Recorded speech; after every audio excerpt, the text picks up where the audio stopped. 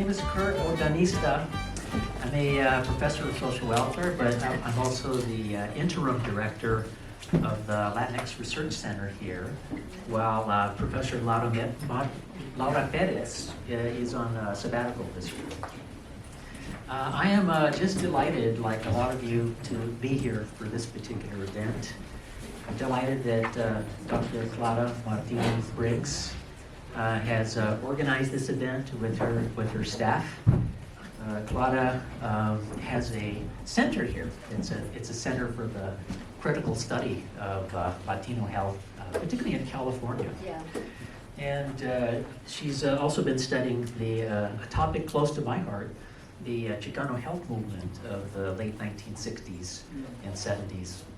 And so we could not be happier to have some of the pioneers of the Chicano health movement. Joel García here, Roberto Vargas. And on video, David Hayes-Bautista. You know, La Clínica, when these pioneers were, many of them students here at UC Berkeley in social work, in public health, they were part of the activists who really began La Clínica de La Raza. Started like in an abandoned barbershop, if you can imagine that, in the Fruitvale area. And they had volunteer health people and community activists. They did the needs assessment, and they started to give the community residents the kind of services that they needed and that they deserved. Today, La Clínica de La Raza, as some of you may know, is a multi-million-dollar institution. It's the biggest provider of health and mental health services in the East Bay, with over 30 offices. 35 of them. And I'm personally delighted to have these speakers with us tonight. Joel Garcia, while he was a professor here of public health, he and I worked on the intercambio program, where we took students in social work, students in public health to Mexico, to the University of Guadalajara, so they could really see what services were like in Mexico: health, mental health, social services, so they could meet their student counterparts, so we could meet our professor counterparts. We did that for many years. Just a very, very culturally rich experience. David Hayes-Bautista was also a professor of public health here at UC Berkeley before UCLA stole him. They stole him away, but I guess we can't complain. He's just been thriving there at UCLA with his own Latino Health Center. He puts out amazing work. You know, when David talks about Latino health, it's actually not about all the bad news that you sometimes hear when you hear about health disparities. He actually talks about positive health disparities. He talks about the good news. He talks about the fact that Latinos live longer than their white counterparts. Imagine that. He talks about the fact that we Latinos suffer from fewer forms of cancer than our white counterparts. He talks about coronary health disease. You know, that's the #1 killer, right, of people who pass away in America.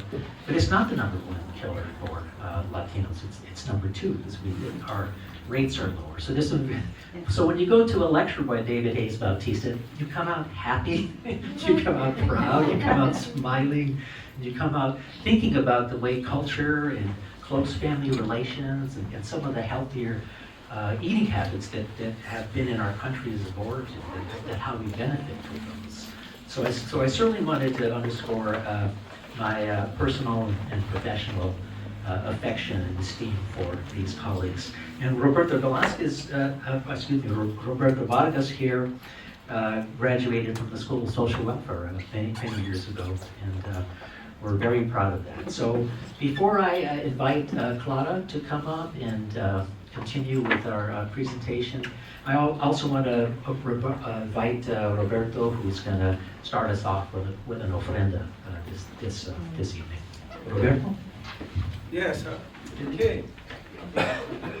Okay, again, welcome. Roberto Vargas here. So honored to be participating with Joel, with David Hayes, and others in sharing our experience from dreams to action. And in a lot of ways, I'm a carrier of Chicano medicine.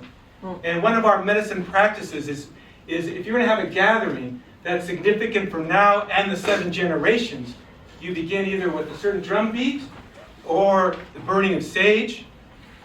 You burn white sage here. You're saying this time together is significant for now and the 7 generations. Those that came before us, those that became after. So I'd like us to begin in that way. Is that okay? I'm going to ask you to stand. And I'm just going to burn a little bit here, but that's all we need.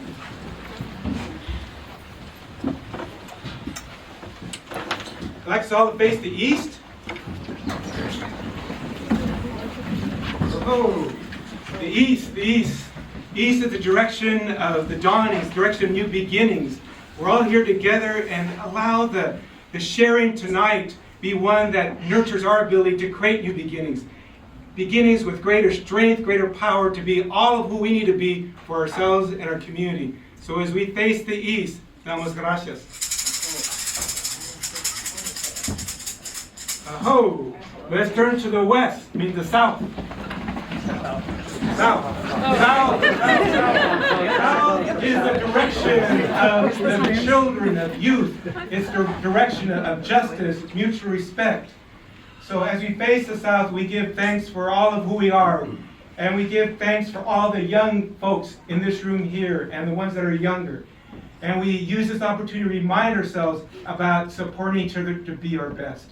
Our community be healthier and better to the degree that we collaborate, support, care, pray for each other. And so as we turn to the south, again, damos gracias. Oh, let's turn to the west. Oh, again, querido Dios, damos gracias. The west is the direction of la mujer. It's the direction of radical love, of perseverance, of ongoing love action despite all struggles. So let us draw on that good energy now, because it's a time where we need to draw to our own hearts from the spirit side. So as we look to the east, to the west, again, damos gracias. Thanks for all our mamas, our children, our abuelitas, and all of their teachings. Because in a lot of ways, that's what's inspired us so much. So looking to the west, we give thanks, I hope. We turn to the north. North is the direction of the elders.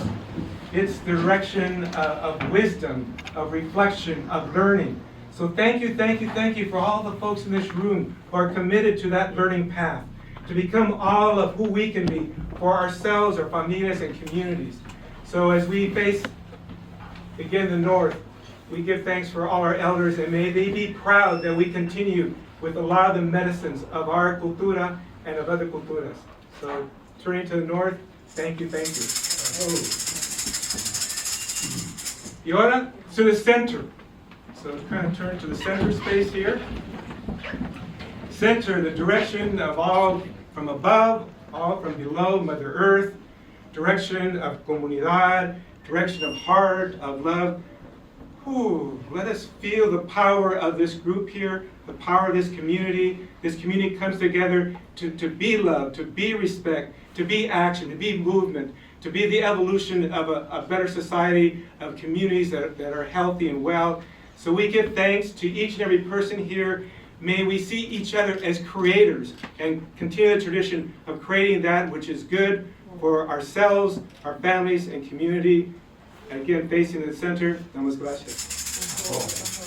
Oh, thank you. Take a look around, beautiful group. We're going to enjoy this evening in many good ways. Aho.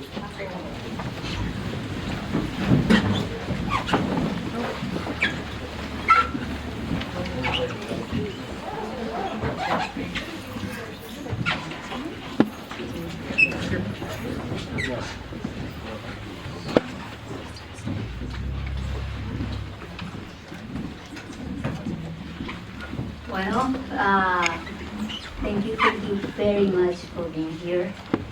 This is the This is unbelievable. You know, we were waiting for you guys, for everybody to come, but this feel our expectation and more. I'm going to talk in Spanish, and I'm sorry for the people who doesn't understand me a lot, but I will say quickly. Fundamos the Center for the Critical Study of Health of the Latinx Communities con la mente en la crítica constructiva y sobre todo creativa de la comunidad latina. Nosotros estamos empeñados en revisar todo lo que pasó y lo que sigue pasando y lo que necesita pasar en la comunidad latina para mejorar el estado de salud de esta población tan querida. Tenemos que en este momento vamos a demostrar en estos tiempos políticos complejos, vamos a demostrar que seguimos siendo un poder en este país, que no somos gente sin autoestima, que valemos, que tenemos valía. Como decía el doctor Roberto Vargas, tenemos todos un amor bien radical, capaz de cambiar. We are the game changer of this generation. And what I say is, we bring those people. Dr. Hayes-Bautista, thank you so much for your effort and accompanying us. Roberto Vargas with his bless that inspire already give us so good energy. And our precious friend José Joel García. And then thank you all, everybody. We are here. We wanted that you get the message that sí se puede. You know, we are the game changer, and we are fight for our rights, for our health, and for the health of all the people that we love.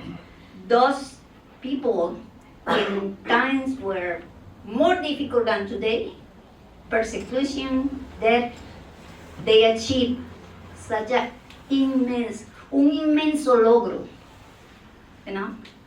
Entonces, si ellos pudieron, nosotros también podemos. Adelante. Okay, that's the message. Y con esto damos inicio a nuestro evento. Ahora les va a hablar la doctora Carolina Talavera. Nosotros estamos muy orgullosos de ella. Es el postdoc del Centro para el Estudio Crítico de la Salud de los Latinos.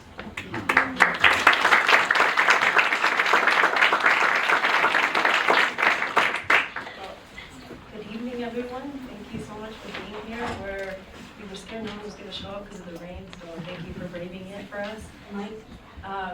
We are here to celebrate and honor the remarkable founders of the Clínica de La Raza. As young students, they transformed healthcare for the Latinx community in the East Bay and beyond. Tonight's event is going to go as follows.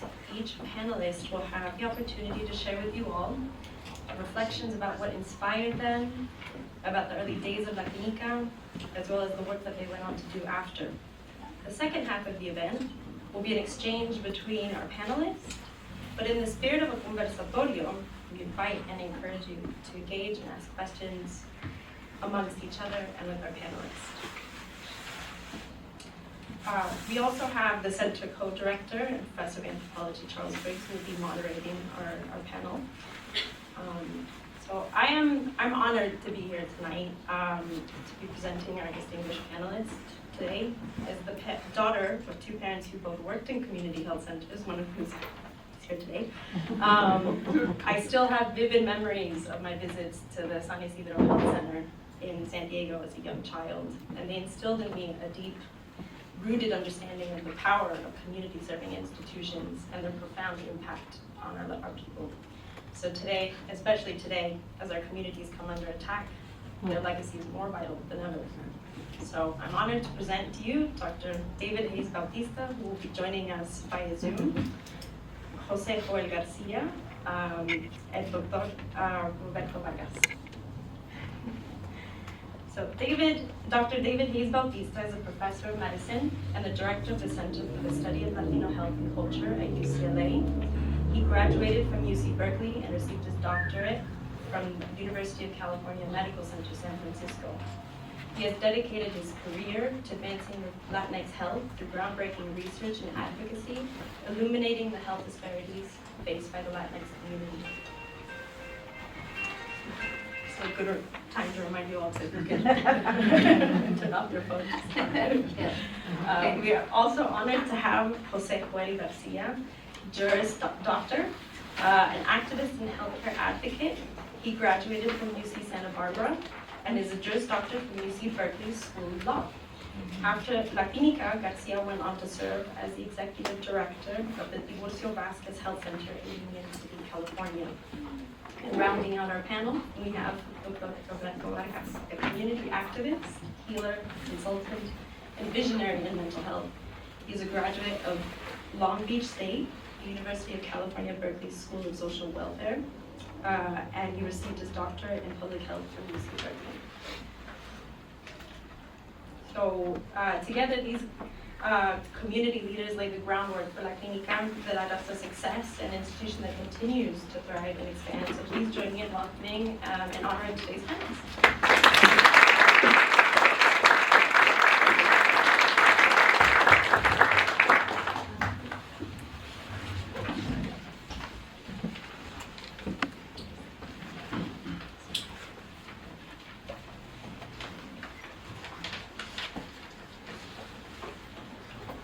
David, I think we're starting with you. Okay, yeah, you'd think after 5 years of Zoom, I've learned to unmute myself. Okay, well, I wish I could be there with you. I would have been there with you, but I am in a wheelchair, quite frankly, right now. Tomorrow I'm going to get a mechanized, motorized wheelchair. But I'll be okay. It's just that we're the old dogs in the room. So I run for myself. Now, actually, in a way, it wasn't we who started La Clínica. It was the community that invited us in and asked us to add our efforts to some things that were already in movement within the community. And that's probably one of the best things that ever happened to me. I'm pretty sure a whole lot of Roberto would agree. We learned so much that it actually led me to follow my career into academia, and I'm a researcher. We often were misunderstood because there weren't very many graduate students, professional students who were Latino at the time. I went off to UCSF in 1970, so we organized a group, Latino students in medicine, dentistry, nursing, pharmacy, optometry, you name it. There were 12 of us. We called ourselves Che. We had to. In the room where we were starting, there was that poster of Che Guevara with that 1,000-yard stare and that moina on his head. We just had to figure out what it meant. We thought, okay, Chicano health and education. We went to Chancellor Lee. We said, we were so excited, we're going to form this first ever Latino organization at UCSF. And he said, no, you shouldn't do that. You're reverse racist. What do you mean we're reverse racist? We have a perfectly good organization that you should join, the Student American Medical Association. That's everything you'll ever need. We said, no, but we want to talk about other things. No. This is all you need to do, is just join the Student American Medical Association. Well, we didn't join it. We set up at Che, and Che is still around 50 years later. We didn't have the words to say it, but what we were trying to do is find our voices as Latinos in U.S. healthcare. And if we had just joined the Student American Medical Association, we never would have found our own voices. Keep trying to project their voices onto us. When I was an undergraduate at Berkeley, people told me, oh, you guys, you Chicanos, you're just third generation of immigrants. You're going to all assimilate. By 1990, nobody in California will speak Spanish again. Well, that didn't work out so well. Others said, oh, you're just your urban underclass, poor babies, you can't do anything. We'll have to tell you how to do it. No, we didn't want that either. So we're still in the process of finding our voice, and oddly enough, we find our voice best in times of trouble, in times of crisis. That's when we know who we really are. And again and again and again, we have had these nativist movements. And in a book I wrote in 2017, I talk about how since 1850, on 20-year cycles, we have these nativist movements every 20 years. And the problem for the nativists is their movements only make us stronger as we start to raise our voices. I do a lot of work on Latino leadership. We have recently started an institute on leadership for Latino health. And it's based on Latino voices. And our goal is to help Latino leaders find their own voice, find their own vision, and then we join together to inspire others to help us achieve the future that we want. One major difference is when we started up La Clínica, there are a little over only 2 million Latinos in the state of California. There are now 15.5 million Latinos. We're over 50% of the babies born. We're 80% of the new entrants to the labor force. We worked hard. We're the best thing that ever happened to California. The Latino GDP across the country, as I've seen communities from California to New York, from Florida to Illinois, be they Puerto Riqueño, Dominicano, Cubano, Colombiano, Peruano, Salvadoreño, Nicaraguense, Mexicano, Chicano, whatever, we created during COVID the world's 5th largest GDP, the 5th largest economy. Our economy is larger than the economy of India. It had the #1 growth rate in the middle of COVID. That walloped us harder than anybody else. That shows the resilience that we have in our community. It shows our voice in many ways. And this is what I have learned over the past 55 years, but just starting with the lessons I learned in the Fruitvale area of Oakland. And it has shaped my academic career. With that, I'll pass the mic on to the next panelist.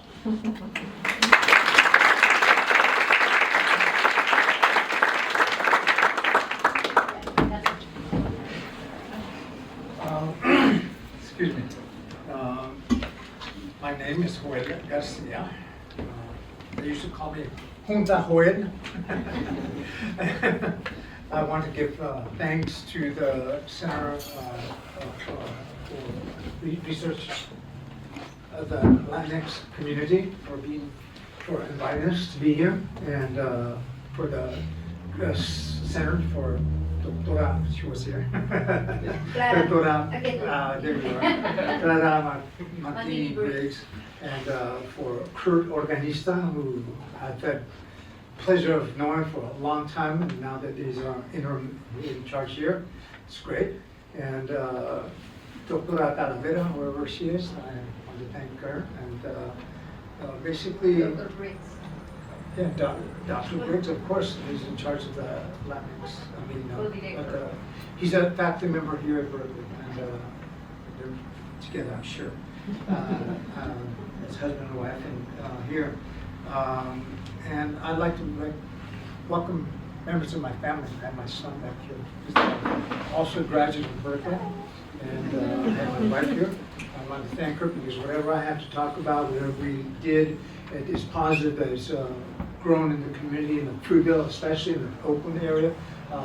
She contributed on the educational side all her life, so, and to me also. So we're talking about 58 years of being with each other, and 54 married, and also with La Clínica, it's 54 years. That's why we're here, is because it wasn't just a matter of doing something at the time that seemed like it was the right thing to do, which it was the right thing to do, because what motivated us more than anything else was, I think, the civil rights movement. And in particular, I have a quote by Martin Luther King, and he said that of all the inequalities that exist, injustice in health is the most shocking and inhumane. So what we set out to do was to address the inhumanities that existed in that community. They didn't just exist in that community, they existed in communities throughout the Southwest. They existed throughout the world, really, obviously. We're not going to talk about all of that right now. There are people that are changing the world on us. Actually, they're changing our universe on us. And there were even, I could get into present day issues. I'm honored that after all this time, that you're still interested in history. And history is what we're bringing. And the book that, and to David, wherever you are, I think you can see me. I don't know, I hope. I want to express that really this is a movement of joy. It's not just a movement to be changing things, but yes, of course, we want to change things. We want to prevent the worst things that are happening from happening. And that's why we went out into this community to change it. I'll give you my little bit of my own history personally. I got involved in the Chicano movement at UC Santa Barbara. That was when there were enough Chicano, Chicanas to be able to even get together. Latinos, Latinas, and Latinx. There were more, it was a little bit of a joke, but it's true. There were more dogs on the campus than there were us. And we don't want, we like dogs. But that's not the way it's supposed to be. So we had very small numbers, but enough of us, we had a critical mass. That's why I like critical thinking, critical masses come together. You all are a critical mass. You are a critical group that goes ahead with your thinking, with what you want done, not done. And we have had students here that are part of what's going on in the shock and awe, which we won't get a lot into of what's happening with our new quote-unquote president, okay? And you want to talk about AI, artificial intelligence, mastering that and using it to destroy a nation, to destroy a good part of it. So that's a very big topic in and of itself.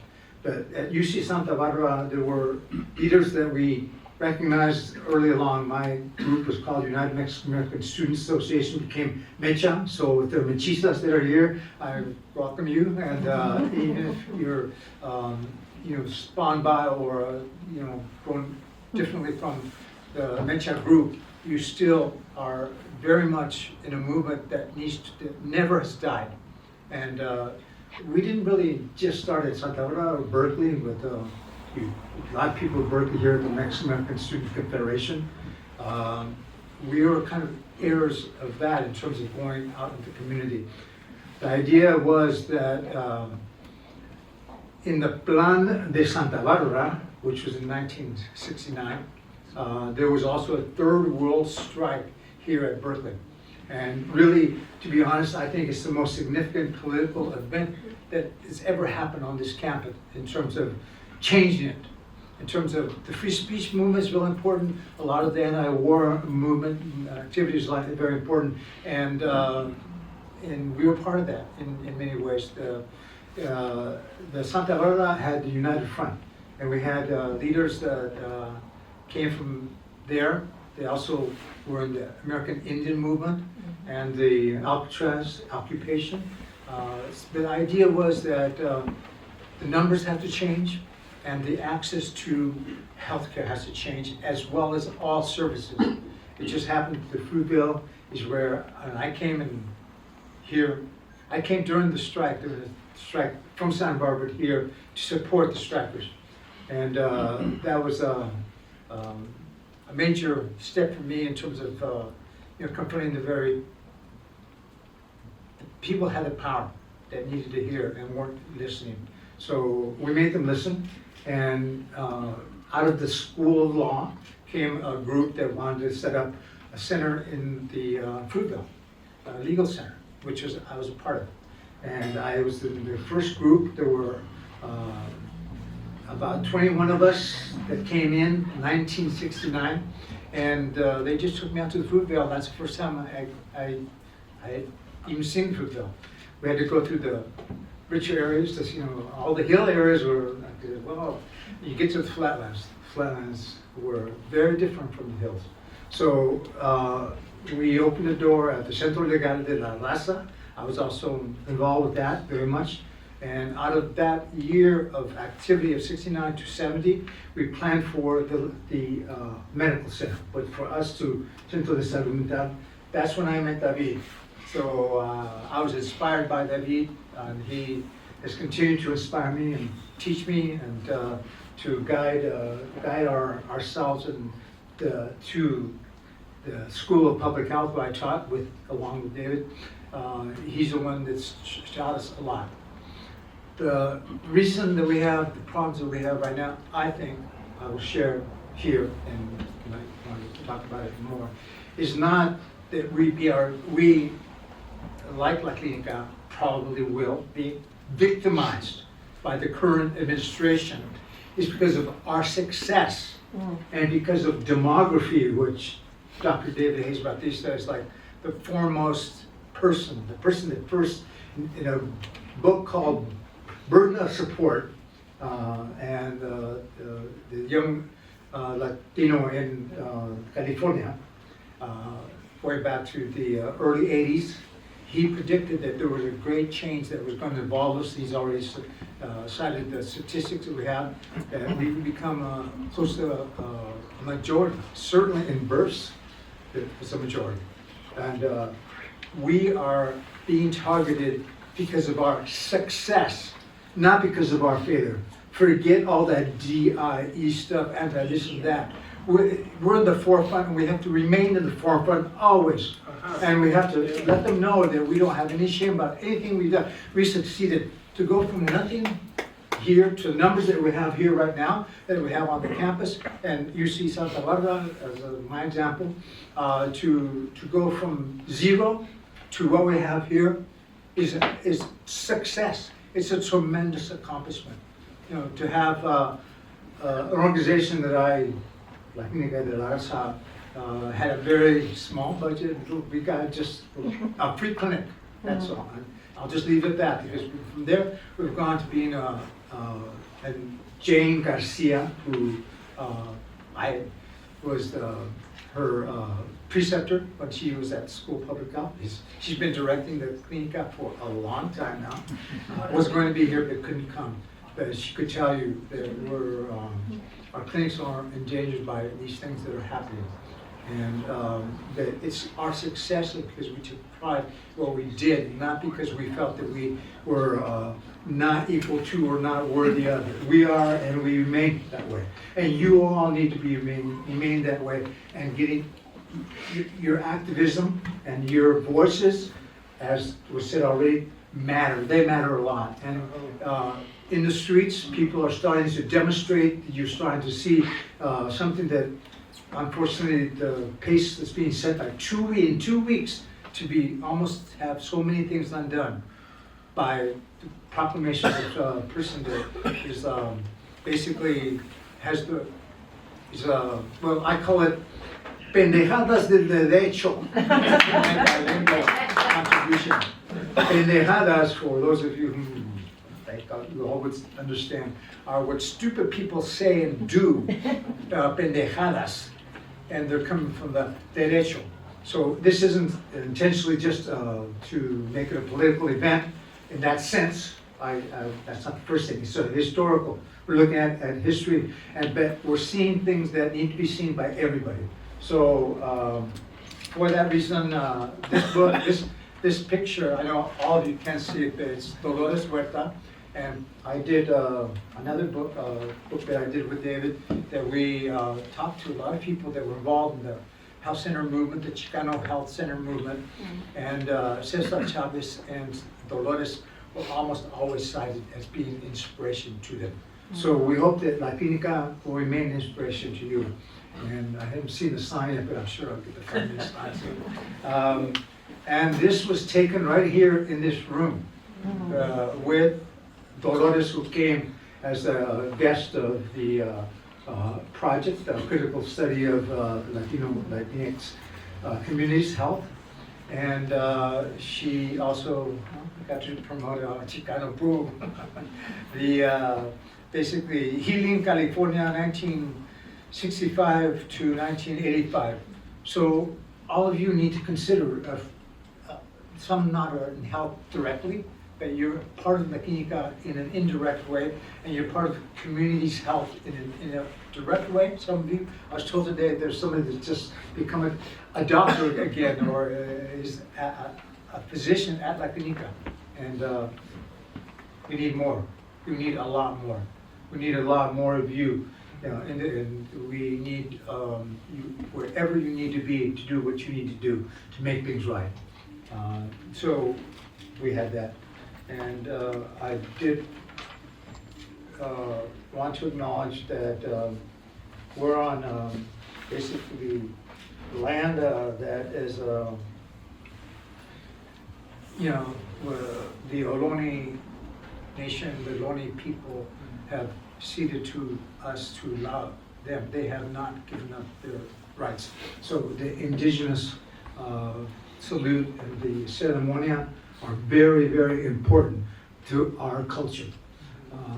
I'm a quote-unquote Chicanosaurus. A little bit gray gives me away, but a friend of mine, a former advisee, said Chicanosaurus. I said, well, that seems good. But I was born in Mexico, and what my main message really is, what my mother used to tell me, nunca te olvides que eres mexicano, okay? And then, nunca me he olvidado. Y de Los Corrales Villa Tepehuanes in the Sierra Madre is where my roots are, where my parents came from. And this art that was up here, it's like if you were back in the Sierra Madre. But La Clínica de La Raza, to me, and my role within it, is basically the gift of Los Tepehuanes and the indígenas that were there. I'm a mestizo.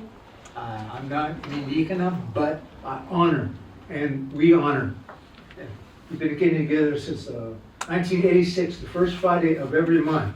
Have a council that gets together and goes through being buenos hombres, personas que quieren remediar lo que está pasando. We hope all of you will do the same thing when you, as you are, as students. We were students. I was a student. I went from the legal center to the medical center with La Clínica, and it's here today, and it's to be here tomorrow.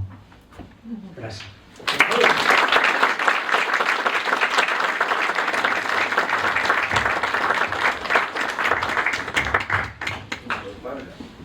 Okay, si me permitan, I'd like to stand here with you, because I like to see your eyes.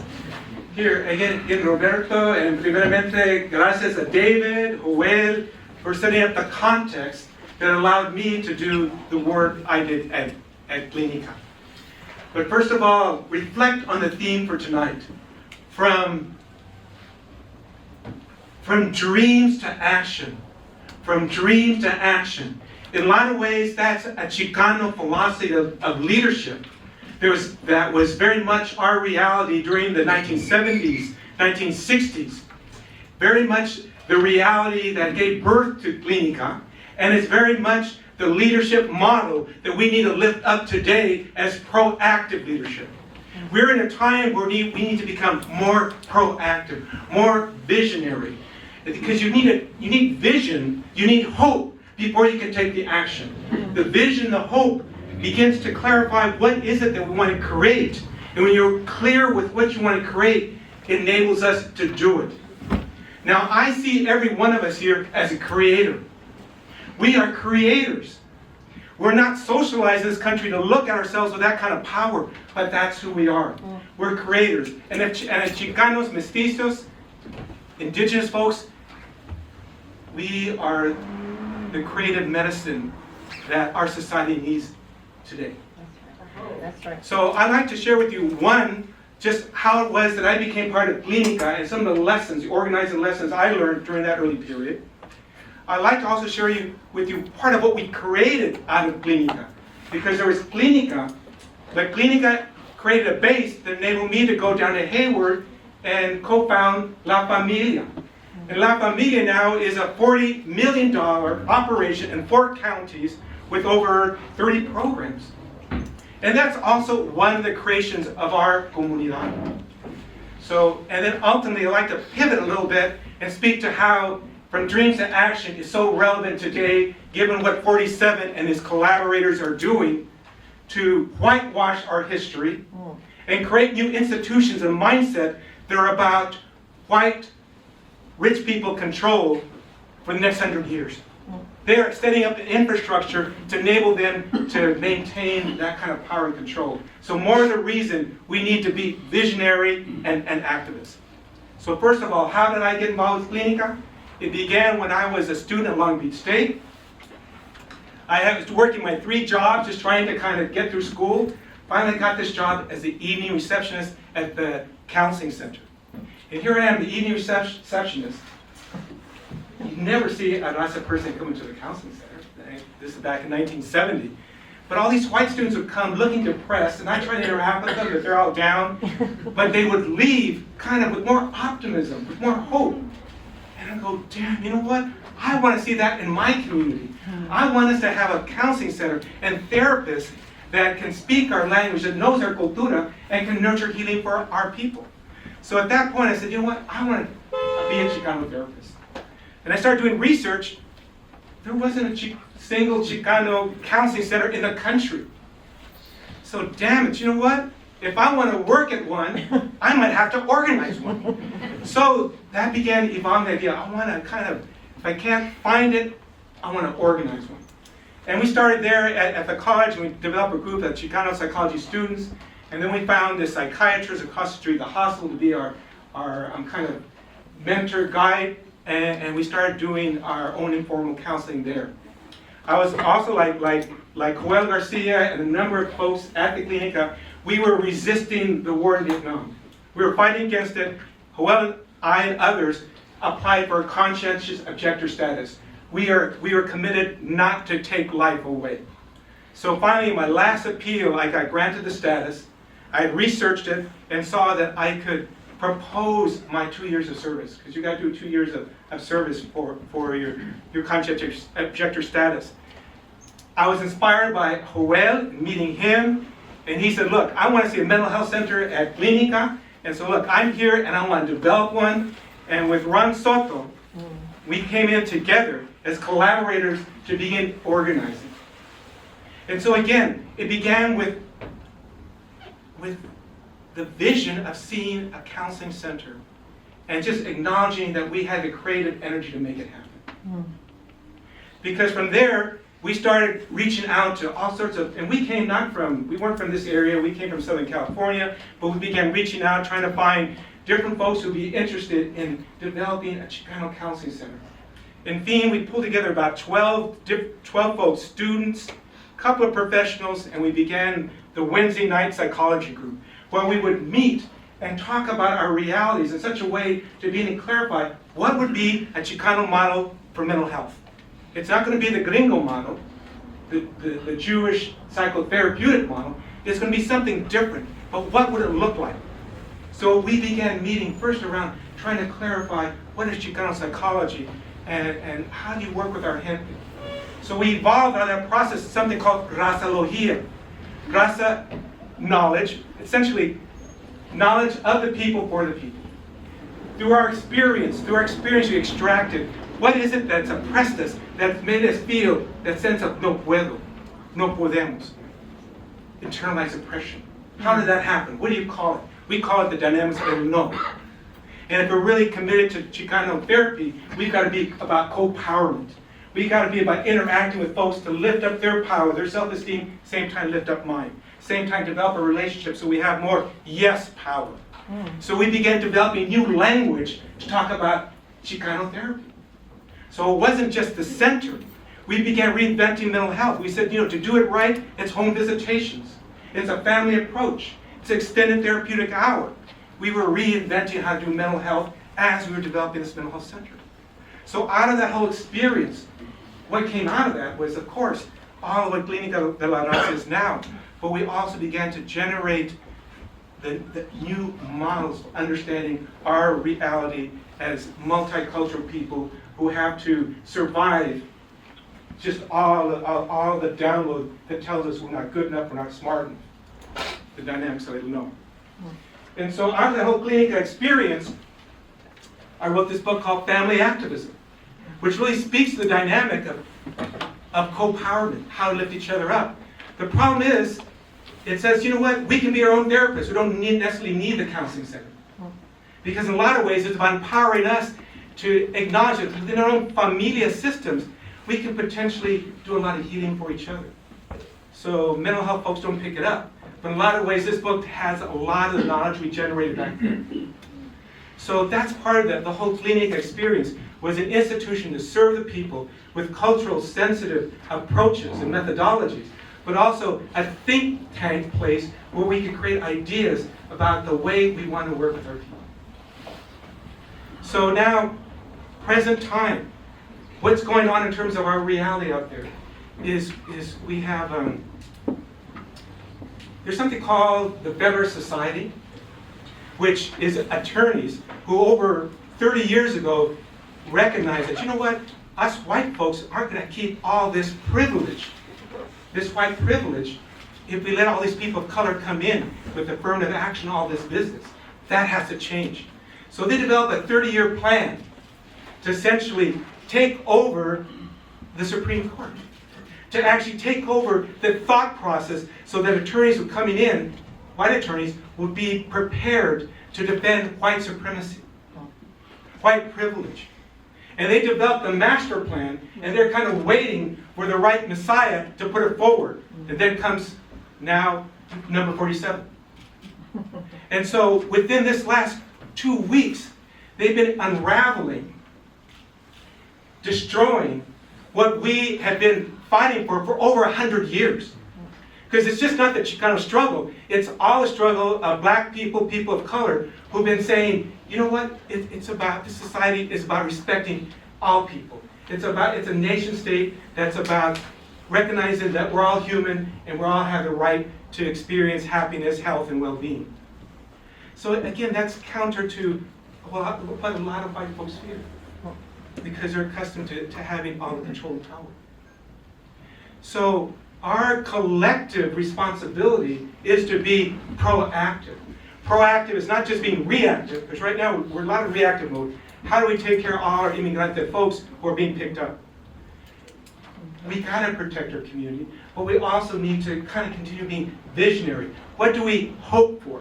One of my comadres here, we had dinner the other day, and she was like, Roberto, we need to hold on to the hope.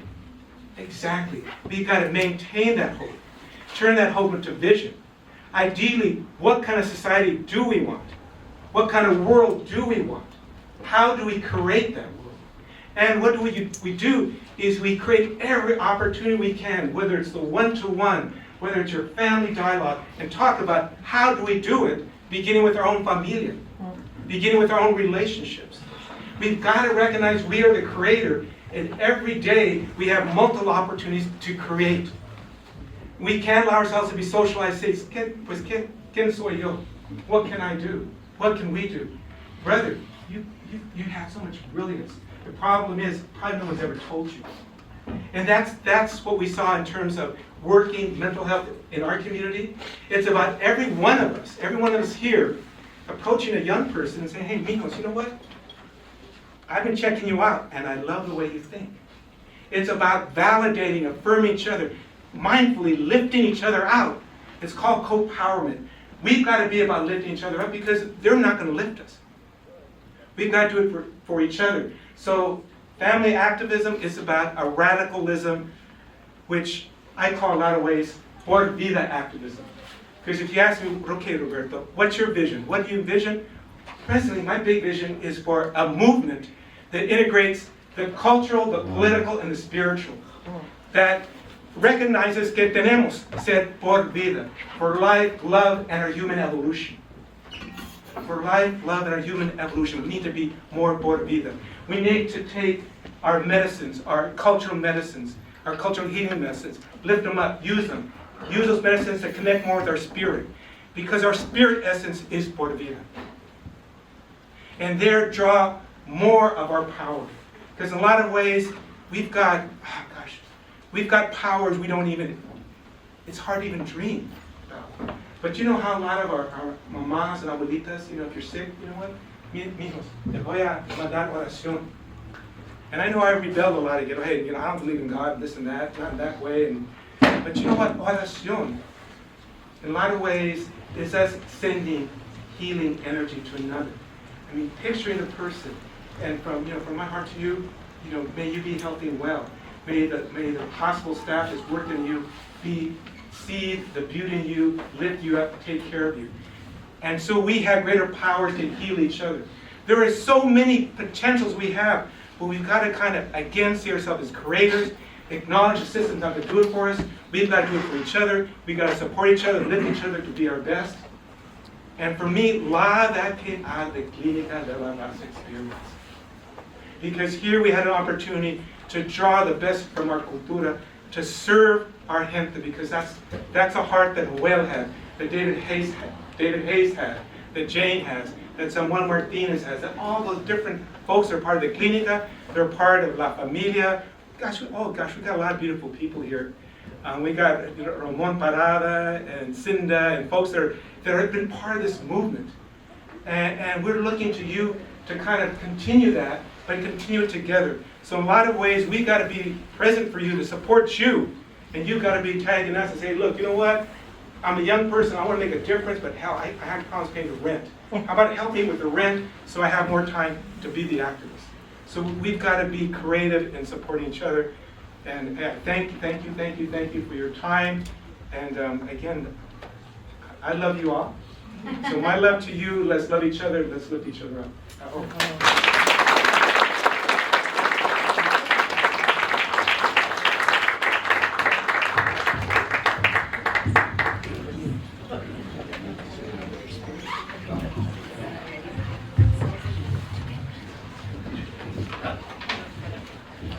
Qué gusto, qué honor para estar aquí con ellos.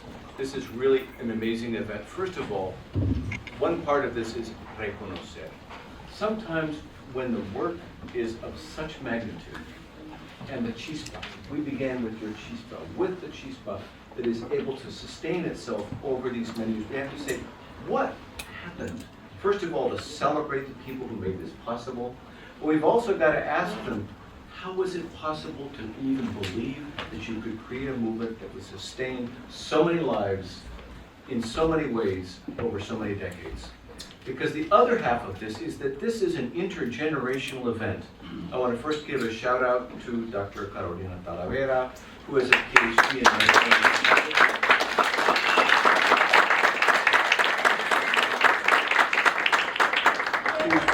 Whose work focused on how housing policies within London affect a sort of permanent campaign of violence against the poor, especially immigrants, and how she was able to come and be able to sustain as a postdoc this project. To Dr. Clara Mantini-Briggs. From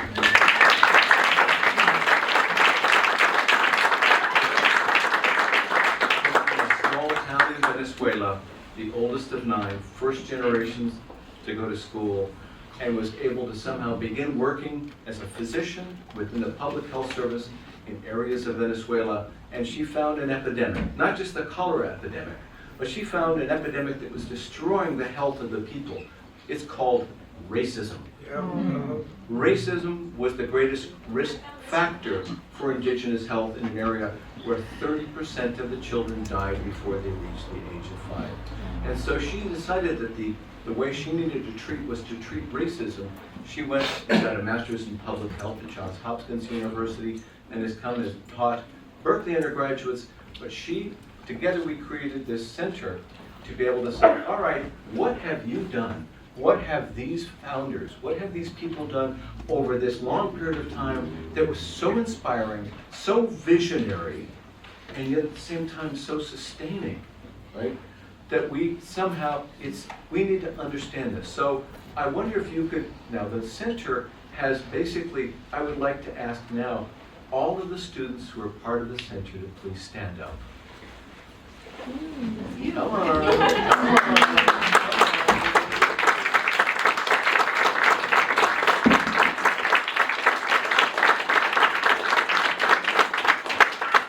Because they're the future.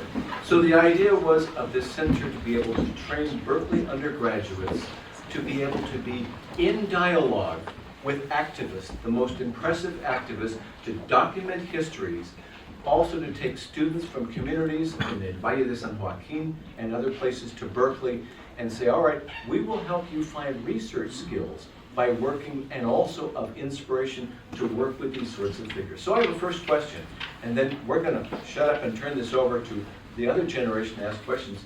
Can you give us a recipe, and we give students requirements. To get a degree, you must do this and that, right?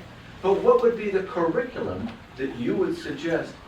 Somehow would you think about preparing oneself not to do normal work, but to do extraordinary work, to do creational work? What do you think might be the ways in which people say, I want to do that? What would be some of the ways you could tell them to prepare yourself? You need to, we can start here with José Joel García.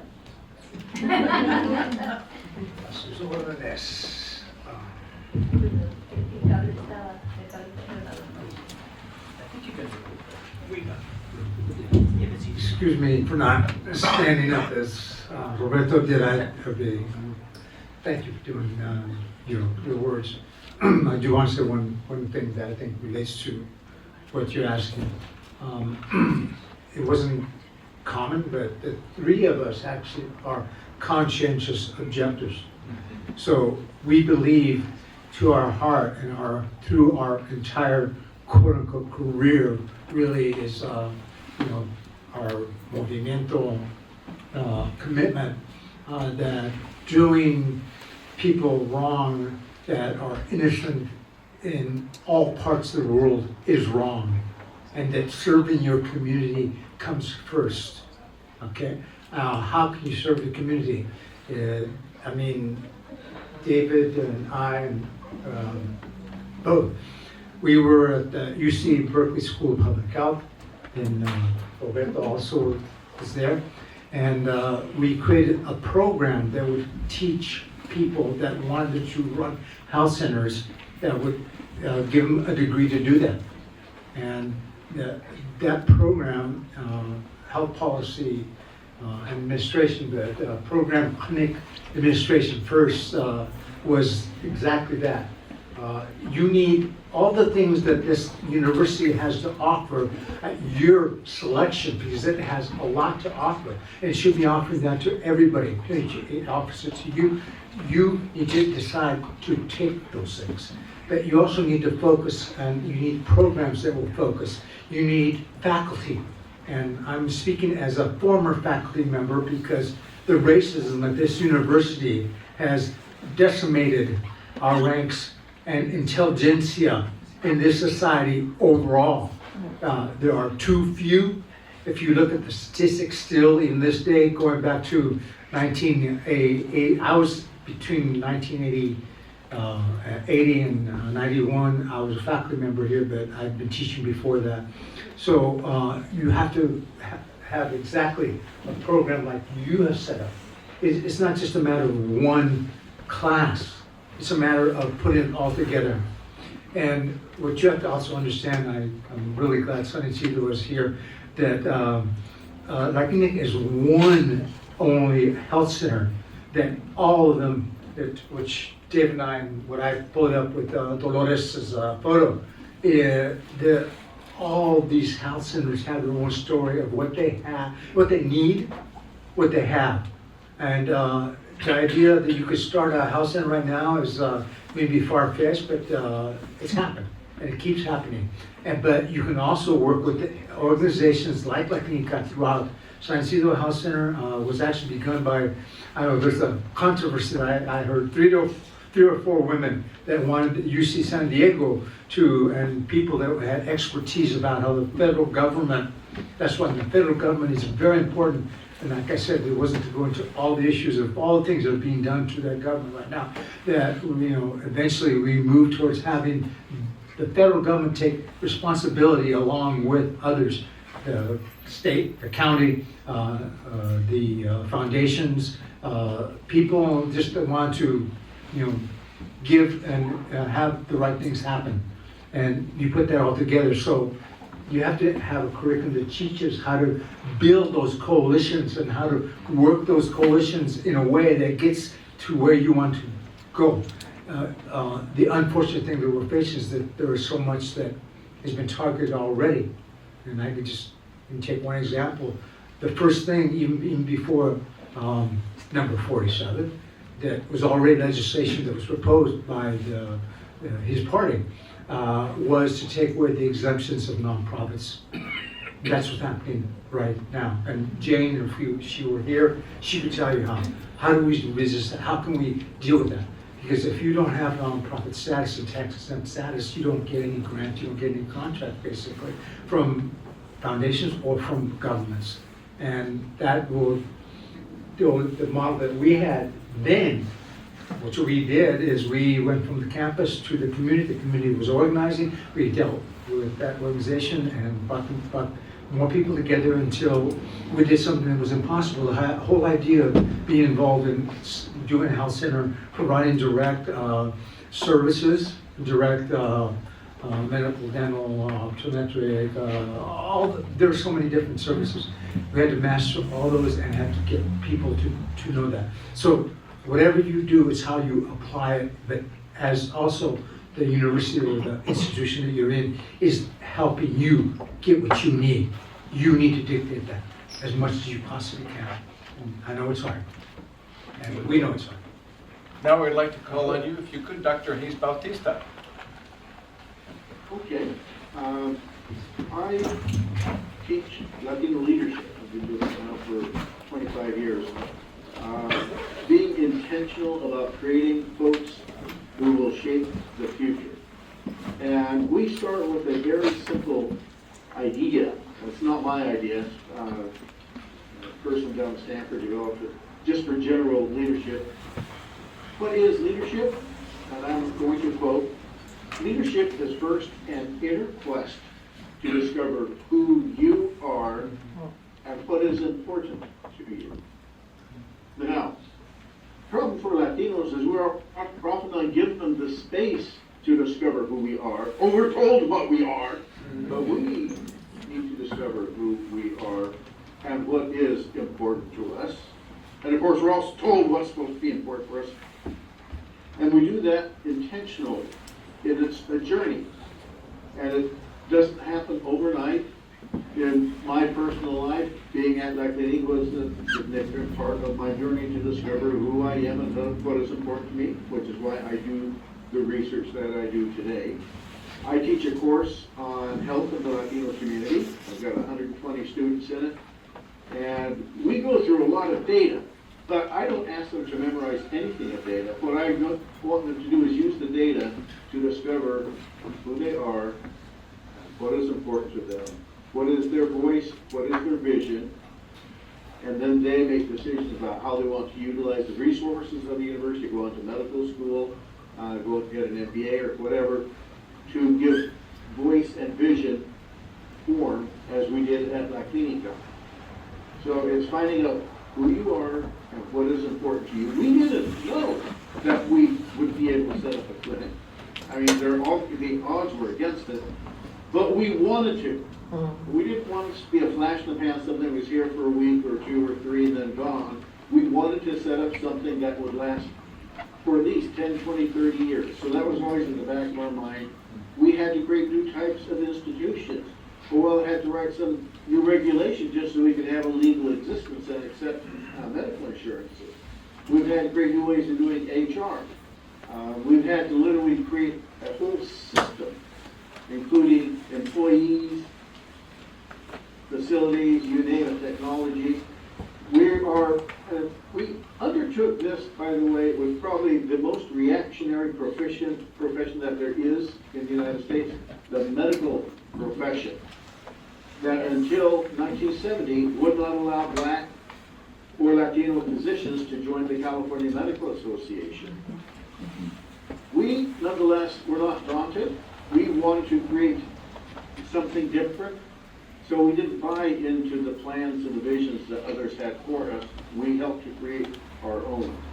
And I think that has been the most important thing we are discovering as a group, who we are. We are today 65.2 million Latinos in the United States. We have created the world's 5th largest economy. We can move this planet. Oh, yeah. Yeah. To believe it, we have to own it, and we can do it.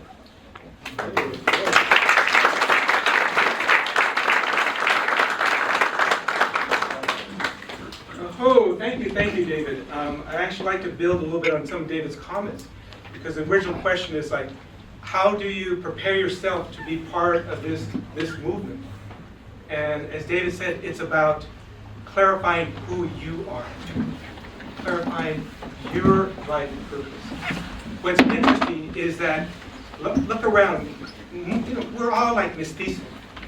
And part of our indigenous origins go back to Mesoamerica Indígena, the Todxs. Among the Todxs, there was a role called a Tlamatini. The Tlamatini was a teacher, and in particular, almost like a leadership coach. The Tlamatini was responsible to look at the community and identify potential leaders and nurture their development. So in a lot of ways, I've been living as a Tlamatini for the last 25 years. I have been looking around and seeing where is our leadership and trying to nurture their development. Recording in progress. And helping people connect with their life purpose. And for a moment, I'm going to get really macro universal. Is each one of us is a spirit of this universe, and we're here on Mother Earth to learn lessons to develop our spirit. So one of our purposes is to develop our full potential of all of who we are. And we all have our unique life purpose. Maybe it's to develop, particularly your talent. Maybe it's to serve. Maybe it's to focus on young people. Maybe it's to focus on elders.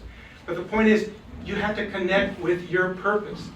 I use these medicines, and I'll take people out for a sage ceremony and connect them more with their spirit to help them connect with their purpose. So I invite you, go to nature, burn a little sage, connect with your spirit to clarify your purpose. The clearer you are with your purpose, you have more power. And that way we have more power to create things together. Because in a lot of ways, that's where it begins. It's actualizing our own full potential and doing it together. So thanks to the three of you.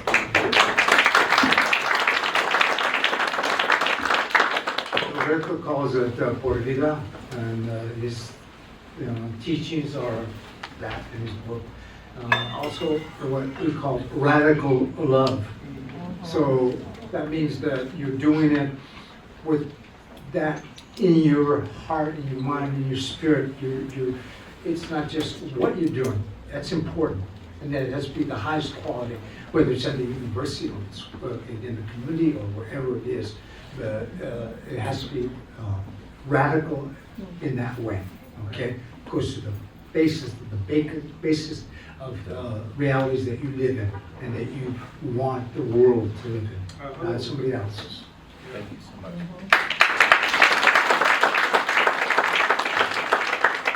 All right, please. It's your time to be able to ask questions of these three distinguished fundadores. And of course, the students are most welcome to be able to ask questions too. Not just nosotros los viejitos que pueden opinar. Please don't everyone speak at once. I have a question. So first of all, thank you for coming and donating your time to educate us. But my question is, so I guess my first educators on the issues of, what Latinos have overcome in California were my parents. And my dad's a bit on the older side, so he's experienced times of, he calls it a political pendulum, where there's times of like really great success and things are looking great, but just like any pendulum, it swings back and it's kind of like a constant motion. And I'm sure you guys have experienced that as well. How do you take advantage of that potential energy of the pendulum to make sure that you're keeping it swinging? So even in times of like regression, like right now, there's a lot of, sadness and stress that like things are moving very backwards. How do you take advantage of that energy and still continue to like push it forward and make sure that we're still moving towards like a brighter direction? Great question. Could I say something to that? David Hayes. Go for Hayes. I have a saying I imbue my staff with.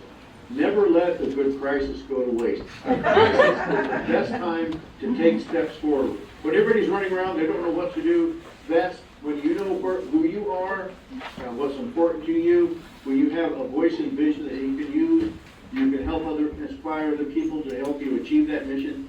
That is time is when there's a crisis. Suddenly all the rules are broken, nobody knows what to do. If you and your group have a vision, if you've developed your voice, that's when you can take some steps forward. So I welcome crisis. I'd like to chime in on that also, and again, I believe that we make great things happen in crisis, and I do believe there's some degree there's a pendulum. But right now, we are dealing with horrific situation, which requires us to really step up to our maximum potentials. And part of it is to also nurture our own spirit. I mean, because it's easy to get really depressed and overwhelmed. And more the reason to reach out and create comadres and compadres. You know, folks that can be your partner so you stay grounded. Because there's times where we need a desolate, we just need to ventilate and say, you know what, Carlos, you know what, I am so sad today, it's hard, this is what's happened, and vent it. And then Carlos needs to say, okay, Roberto, okay, I heard you. So now, what's your purpose again? Well, to make a difference for youth. Okay, that's your purpose, you're good at it, now how are we going to do it? So your partner kind of regrounds you, reconnects you. So as we go through these times, we're going to have our comadres, compadres there. And again, that's drawing from, again, our historical tradition. Because back in the day of the European invasion of Americas, people didn't know if they were going to be able to take care of their children, so they sought out folks to be their comadre and compadre. So we need to seek each other out, find those persons that could be your partner, your coach, your aide, your ally. And you be there for them, they be there for you, and together you keep each other strong and you figure out how to make good things happen. I think the three of us share your view of a cyclical history. What we don't know right now is just how low our present time is going to take us and who is going to be targeted and what at the speed and the multiple levels at one time in 2 weeks to tell you that somehow there's a way out of that right now. I can't. I wish I could, because I've been troubled every single day. The more I read, the more I get troubled. So I won't go into all the levels, but the way it's been done is totally unprecedented and totally targeted. And like I told you, it's because of your successes, not because of our failures. It's our successes. It's because of demography. It's because of racism. It's because of, this country now is threatening the rest of the world with military invasions, including Mexico. And they're already bombing and so on, okay? So, and they're keeping out. And they're getting rid of us. That's what they want to do. We don't let that happen. How? Any way we possibly can. And I respect the people here at the Berkeley campus in the spirit of the Third World Liberation Front that have demonstrated and let them know. The Migra and all the rest don't. Because I remember very well growing up in the 50s, Operation Way Back. I don't remember back to the 30s and the repatriation, but it's happening again. And it's happening even worse than before. And I remember my family members having to crawl under the house, get away from the Migra. So I think reality is reality. So it's not cynicism. It's what this critical study. Be critical and be objective, but don't be cynical and don't wait. Don't think that we can be sullen and not and then be able to somehow not get hit. We're going to get hit. So, Florence, I might add, Elon Musk may be able to threaten our funding, but he cannot take away our dreams. Yeah. Please. Other questions from Quick question. I was wondering if you could share what are some of the things that you find very promising about younger people, especially students, or what are some of the qualities in your interactions with younger people that provide lessons for you or reflecting on the work that you've done in your lifetimes? Well, quickly, First thing is the numbers have changed. Hispanic serving institutions were 25% of the entire campus, where we went to 0. That's what we were looking at, 0. When I went to UC Santa Barbara, 0. I couldn't find anybody that would acknowledge that they were Mexicano or Chicano or Latino or Latinx, whatever. It just didn't happen. So the numbers are the first thing, okay? So you have numbers, but they're not what they should be.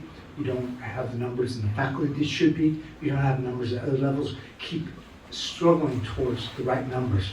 And it is a struggle because there's a lot that's being changed in a way that makes it even more difficult than before. And I think the center here, is also threatened. I used to be in the Center for the Latin American Studies. I was in the Intercambio Académico. We did that for 10 years and with success. We were given out right away by budget cuts. So that keeps happening, and you have to find a way to keep doing what you're doing despite the fact that trying to prevent you from doing that. In terms of there's so much in terms of how what more the numbers begin this process. The attitude goes in that, and then more has to happen. The Leadership Institute that Dr. David Hayes-Bautista has mentioned. Leadership has to be groomed and empowered. It just can't be taken for granted. And even though, and like I said, don't use the word elderly, but elder's okay. Okay, keep believing what you believe in, and keep fighting to what you want to fight for. Dr. Hayes-Bautista, you want to jump in? I mentioned earlier that I've looked at these cyclical outbreaks of nativism, and Latinos have always stepped up. One of the worst episodes of nativism was the American Civil War, and Latinos stepped up. Latinos were here. In fact, because Latinos took a stand at the California Constitutional Convention in 1849, we changed the Constitution of California. So we came in as a bilingual state. Everything was published in Spanish and English. We were a free state. We did not allow the institution of slavery into California, and that's what caused the Civil War, that we refused to allow slavery into California. We allowed non-whites, such as Puerto Rico and Afro-Mexican, to be a citizen and vote, and we allowed married women to own property independently of their husband. All of that made California a really radical state at the time. The Civil War wanted to do away with all of that, establish slavery across the country, establish white supremacy across the country, take rights away from women. During the American Civil War, we used the victory at the Battle of Puebla in Mexico as a rallying cry, because the French were trying to invade Mexico to become an empire that would then work with the Confederates to maintain slave power. So we began to celebrate the Cinco de Mayo by taking to the streets to let the world know where we stood on the issues of the American Civil War. We opposed slavery, we supported freedom. We opposed white supremacy, we supported racial equality. We opposed stripping women of rights, we supported women's rights. We opposed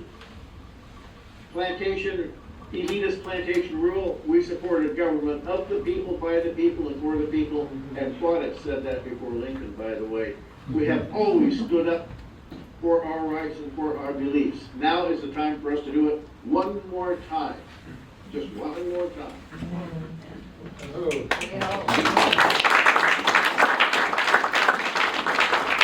I'd like to respond with another kind of cut at it, and that's each one of us is a creator. Each one of us is also a teacher and a learner. We all have the responsibility to teach. And teach isn't necessarily to lecture someone. It's to find that question that's going to enable this young person to connect with their own wisdom. And so one of my early teachers was my 2-year-old daughter. And one time we were here at the Berkeley Pier, in fact, and we were having a great day, and I said, Mijas, you know what? papi, tiene que ir porque voy a hablar con unos jóvenes, tengo que ir a prepararme. And it's like, oh, she's all bummed out. Pero mijas, ¿qué les debo decir? And she's like 2.5. And she says, diles que el poder es en el corazón. 2.5 years old. Tell them that their power is in their heart. Well, I heard that. I went to my backpack. I got out my book, and then she saw that I was writing, so she went on an arroyo and just. I am still living out the philosophy she espoused that day. So the reality is, a relationship of radical love, of mutual respect for each other, where we ask each other questions to help lift the wisdom. We lift wisdom, that serves me, that serves you. We've got to recognize that in our cultural practices, we had a lot of ways and costumbres of doing conocimiento, to get to know each other, to trust each other, to connect. And then given that relationship, ask each other questions, learn from each other. Right now, I'm so blessed to be spending a couple nights with our compadres. Are they still here? Maybe, okay. And so every meal, we're just learning from each other. And so that's essential. In this tradition, you become an elder at 52. So that means, for me, when I found out about that when I was in my 30s, I go, well, I better start preparing. So, we prepare ourselves to be teacher learners, and every interaction is one we can learn. I like your question so much, maybe I'll stick in a couple of words. I've had the same job for 45 years, and I could retire. You wouldn't think that I'm that old, but I could. But there are two reasons I don't do that. I love my job, and I've hated educational institutions for 45 years because they often foster competitiveness, individualism, and they beat down just the people who we should be lifting up. So I've always said, if I can just create the context in which somebody can flourish, that's what I'm all about. But the other thing is, knowledge is supposed to involve a learning curve. So I learn more and more than I dispense knowledge. And a while ago I realized what I have is an unlearning curve. I need to unlearn so many of the supposed truths that I was given that sustain these regimes of power and violence. Right.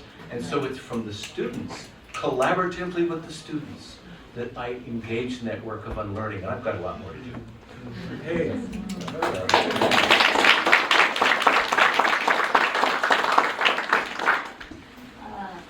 Well, thank you. That is really good, and it's not over.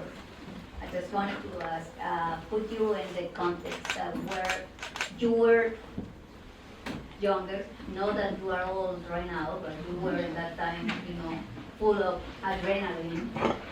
And how did you get the idea? How did you make it? How was this time when you say, hey, let's go and found La Clínica or whatever? Tell us about this anecdotic experience, please. The students are hungry to hear that, because I think it's key. Like you say, in those times of really hard crisis, Black Panthers, the Chicano movement, the marcha, everything, it was difficult. Many of our students wanted to do something, and they wanted to have these pieces of information. What or how did you do that? We know that you found La Clínica, but how was the process? To whom you met? How was this idea? Where it came from? Should we start this time with Dr. Hayes-Bautista? Okay. Well, each one of us found our way in different. I mean, I had been working out in East Oakland with a group of parents. They're kind of based at St. Elizabeth Parish, and they had been meeting. We were using pedagogy of the press. We don't tell them you have this problem you're going to do. We give them the space to discover it, because then they own it. And so I was just getting ready to go off to UCSF, and I got a call from one of the parents. And she said, we've been meeting. I said, that's great, that's wonderful. She said, so we decided and it's the parents group, that we now know what we really want to happen in our community. That's great, that's wonderful. She said, you know, we want to build a health clinic. Yes. She said, but none of us know anything about healthcare. Well, okay. So I said, well, could you do something? And I thought for about 2 seconds, but I just started school at UCSF. But how do you say no when the community asks, can you put your knowledge into service? So that's why we took a desk at the back of the center when they have that. I got to remember that below. We were like the last desk in the office. And that is how we began, if you will, officially. But it didn't start with us. This is not an idea that we had. It was an idea that the community had developed. And things started from there. Just a desk and a telephone at Central and they got it out of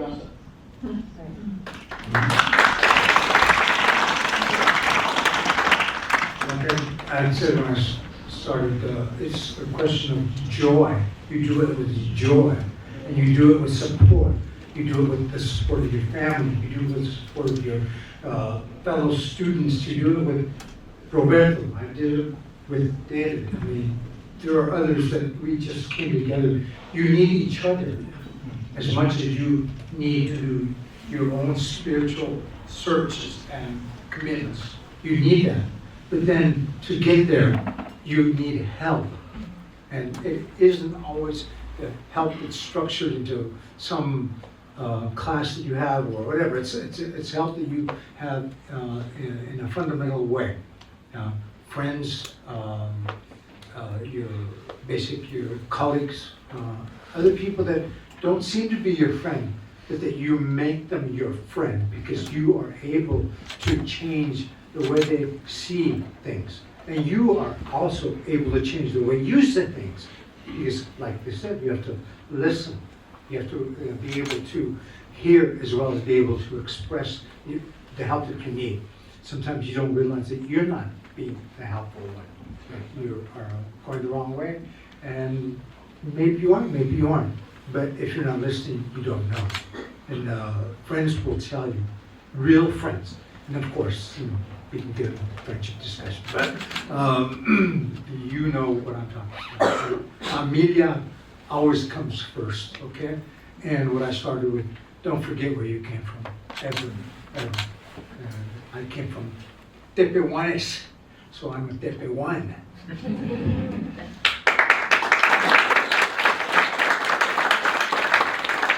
I'd like to say a few things, share some thoughts. In our later years, when my wife... Stand, please. In our later years, after being around as long as they have, and being there in the Fruitvale, my compañera here, my wife, Senda, and I finished our career in education after mental health and community work. And what I wanted to say was, this last term that we did was in education in a program you might have heard of, Puente Project. And so I took over from the originator, great thinker, thoughtful, Berkeley guy, Felix Galaviz, and English teacher that partnered with him at Chabot College and came up with a model, which is, and at the time there weren't that many Chicano writers, but using writing and finding your voice, which one of you brought up, with the students to bring out their thinking and ultimately their voice in writing, with a partnership with not just English classes and Chicano literature, but with counseling by Chicanos. Okay, I have to say that both my wife and I, from the movement days down in Southern California, were at least in our area, Hayward area, where Chabot is. She taught. She was a counselor at high school. I was at Chabot College, and so we were able to use what we'd learned before and during the Fruitvale time, how to bring some of that and infuse it into Puente. Okay, let me just finish there. So some of the things that were asked a little while ago, you do have to look at yourself at some point and what you have learned, as was said, by your familia, in your familia. You know, like Roberto mentioned oración. Well, if you have, you know, experienced the kind of familia where you still had an abuelita or your mother, and of course the maternal is more important because they have that in them, is sana sana colita de rana, you know, whoa, you know, oh, I feel better, mom, you know, mom, me siento chingón or whatever. So let me just throw something else out. So I'm from, I actually was born in Gilroy in Las Piscas, but I grew up in Calexico by the Mexican border, Mexicali. And so there was so much around us, the racism in high school, and somehow the estudiantes there that I was a part of got together and we started organizing, just among ourselves. We wanted to elect the first ASB president, Mexicano, and the first senior class president. So we utilized ourselves, organized our own students, our fellow classmates. Okay, so let me leave that and finish with this. As David said, you don't pass up a time of crisis. He also mentioned at Santa Barbara, El Plan de Santa Barbara came from there. When I was an undergraduate, that was so appealing. We sent all kinds of students there during either, and David will know, when they were going to release it or let more estudiantes know what it was all about. And the number one thing I remember from El Plan was you bring the community to the university. And so my totally thought is maybe right now one way to organize is for a creation of different planes. Maybe we're only 2 weeks and maybe only a week away from what has happened, and we're now protesting. Our youngsters are protesting. So maybe you all who are here, estudiantes, can begin to think about maybe how you can get that energy into some kind of plan or planes, okay? And using your own internal cultural knowledge, media knowledge, to do something like that.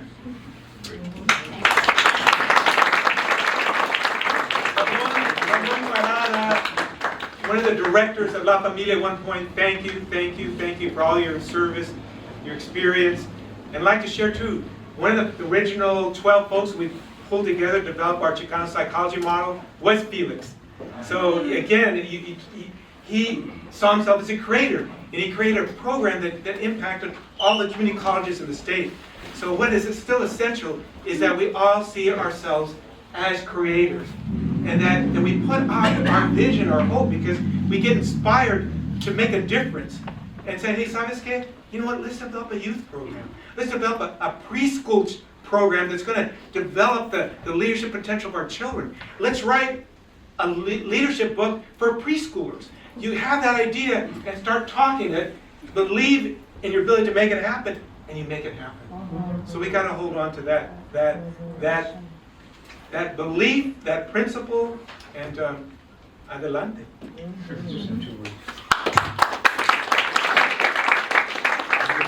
Two words I wanted to share with you. Self-publish. You're in a different information age. I can't keep up. I'm before your computers. We thought we were way ahead, David. We had a selective typewriter. So he got behind the selective typewriter and he wrote up that he decided to mail it to the selective service system. And that's another thing. I think drafts will come back.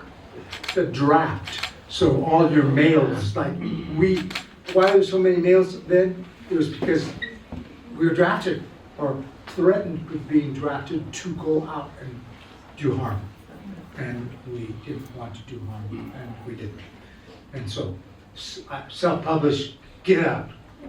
And you don't have to wear, you know, he knows about publishing houses, David does.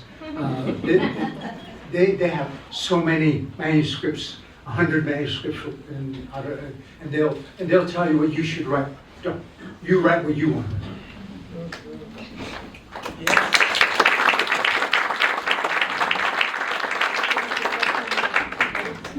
Another question over here. Question over here. A question to the panelists. Knowing what you know now, what would you tell the younger version of yourself that founded Latinx? Oh, nice. Nice question. That's what this panel's about. Trying to share that with you, even though it's history, not the present day. The present day is the inequality that we have in our society is even worse. So we can celebrate that. I think one example has a budget of $150 million a year. Where I wasn't there, but on 1,077 employees, that type of thing. So I mean, it's a whole different world. But you know, we think you can make a whole different world using your tools now. Don't wait. Don't wait. Don't wait. Don't let others tell you what you should be saying or thinking. Don't let the publishers, don't let even the educators, the professors listen to them. Give them the respect they deserve. That your thoughts, your emotions, your motivation is what is most important. I would, to pick up on something Joel shared earlier, is tell my younger self, it's about radical love. Radical means to go to the source. I believe you go to the source of love, it's the por vida essence of our spirit. Our spirit essence is por vida. We are naturally for life, love, and evolution. That's our inherent being. And if I would have known that as a 5-year-old, a 7-year-old, a 10-year-old, I think there could have been so much more I could have done with my life.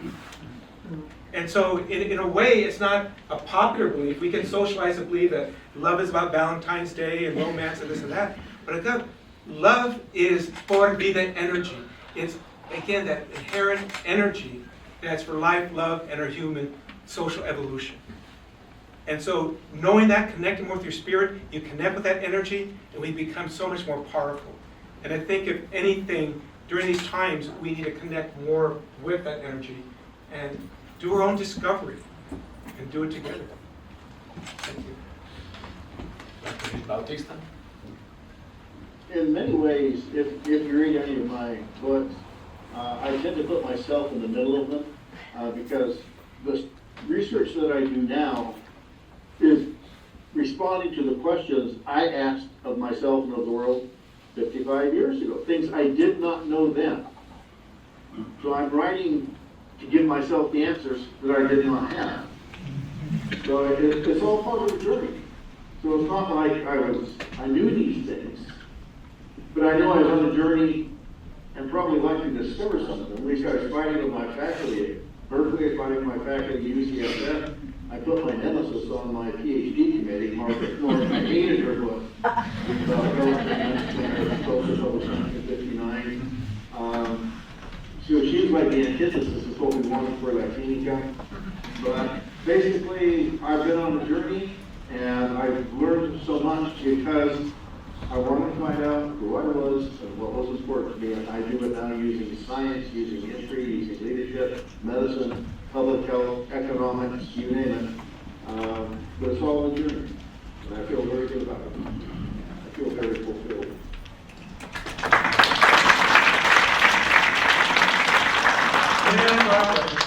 The idea of also self-publishing, I think, is really essential.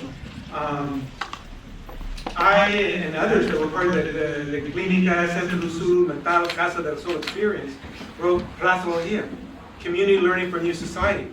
We self-published it because what dominant culture presses want to talk about Razologia? What is that? Knowledge of the people for the people, Raza. And essentially, people say, well, you know, you guys are doing Pablo Freire. Who's Pablo Freire? We didn't know who he was, but we kind of rediscovered what is popular education just by doing it in Fruitvale. And for us, we call it Brasilogía. Get people together, do conocimiento, learn from each other, document what your learning is, share it with each other. And we can keep on doing it. We don't need the university to validate that learning. That's a way we've culturally done our own learning for just generations, for countless generations. We have time probably for one or two last questions.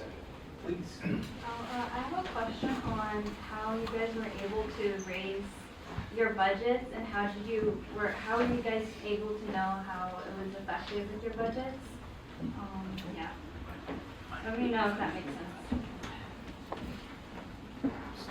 Budget. It's not a proposal, right? Well, if I could add in something, something that's very important to us, to Joel, me, Roberto, and others.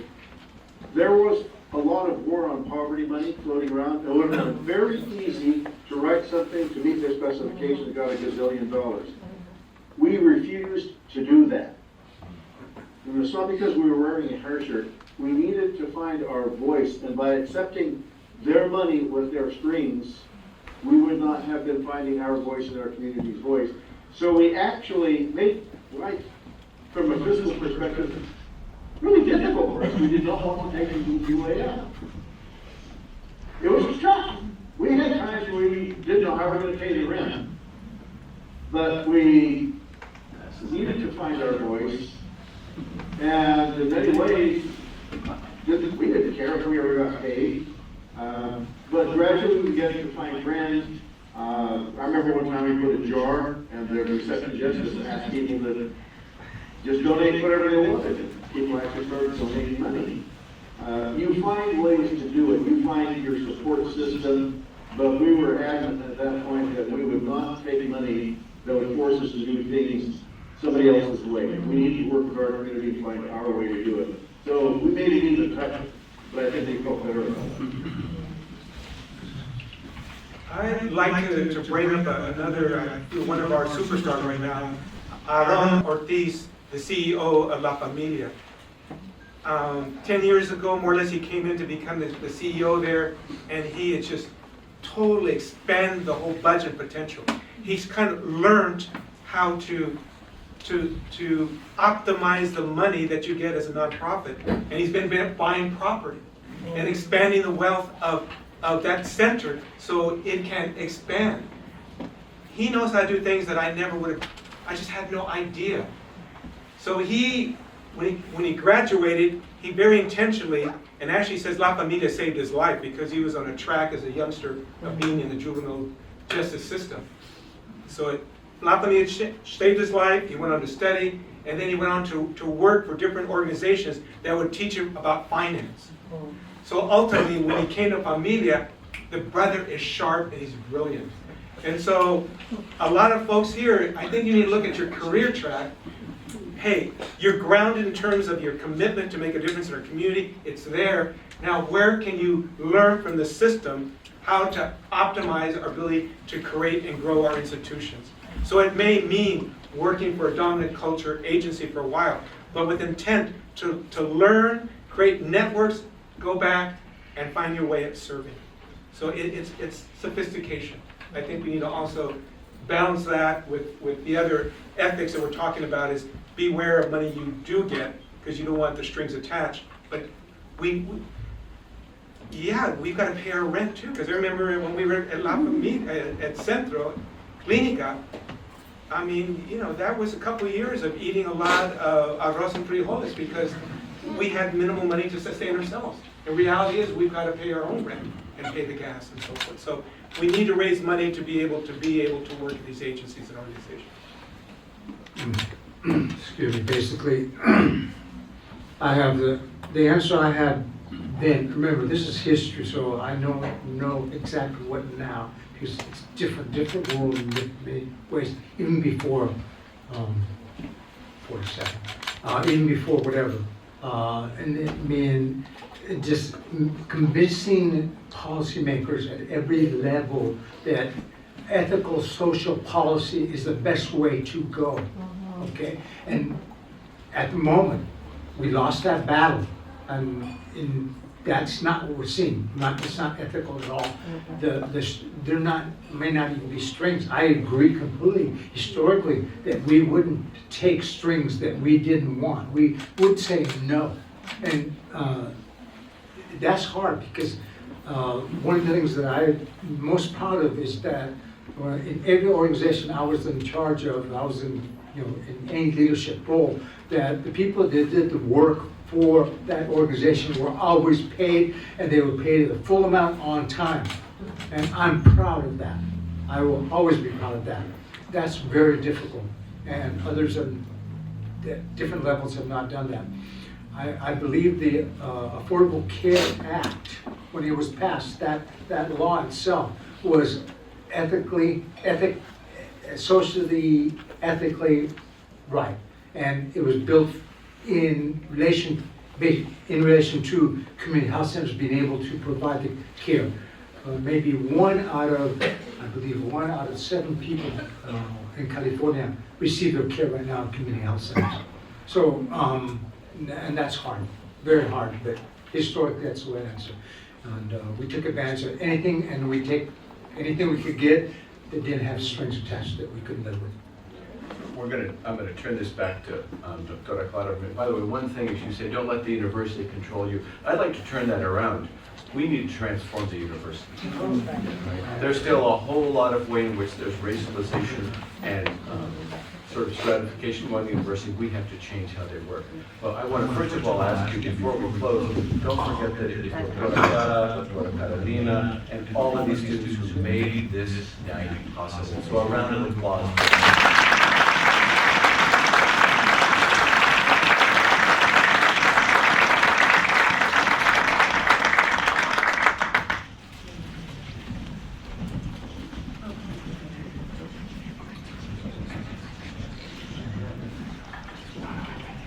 Bueno,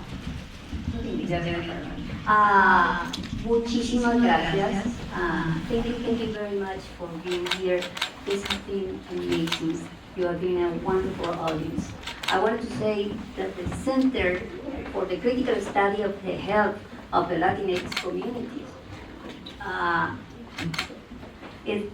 is really honored to have. Sorry, Dr. Hayes-Bautista, we cannot give you champagne. Okay. But I thank you from my heart for what you are telling today. You are inspiring everyone, even the ones who are working already. And we have new energy. Thank you to you. I wanted to say that the center is open for the student, and we wanted the student understand, but keep growing in the spirit of la salud es lo más importante en nuestros días. Sin salud no hay nada. Nuestra comunidad no tiene absolutamente nada, y no hay nada, pero nada, nothing more politic than the health. I wanted you to think about that. Whatever you will be as a professional, you have to take into account that the fight is for the health, for the well-being of our community. You want to say something? In that same spirit, I think as we leave, I'd like you to turn to someone you know or not know and share with them what you took away from this evening. Because it's important that we acknowledge experiences like this and what we take away with it. Maybe it was a new idea, maybe it's inspiration, maybe it's just acknowledging that you need to do some personal exploration of your purpose, but connect with someone else. Because that's the spirit of this movement, is reaching out, knowing each other, sharing with each other, and making it happen. Thank you. Very sweet. And to continue is to say that our center is open. You are welcome every time.